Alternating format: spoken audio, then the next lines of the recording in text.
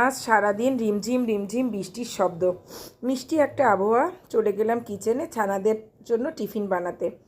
তো আজকে বানাচ্ছিলাম পাস্তা, কিন্তু আমার ছেলে পাস্তা পছন্দ করে না, ওর জন্য নুডলস করবো। তাই একই জলের মধ্যে, ফুটন্ত জলের মধ্যে একটু লবণ আর একটু তেল দিয়ে দিলাম। পাস্তা আর এবং নুডলস একই সঙ্গে সিদ্ধ করে নেব। পাস্তা অর্ধেকটা সেদ্ধ হয়ে যাওয়ার পরে দিয়ে দিলাম নুডলসটা।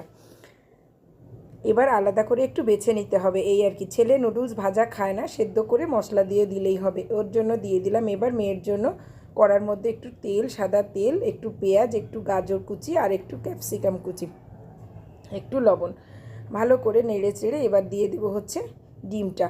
এই এখন সন্ধ্যা 6:30 7টার মতো বাজে।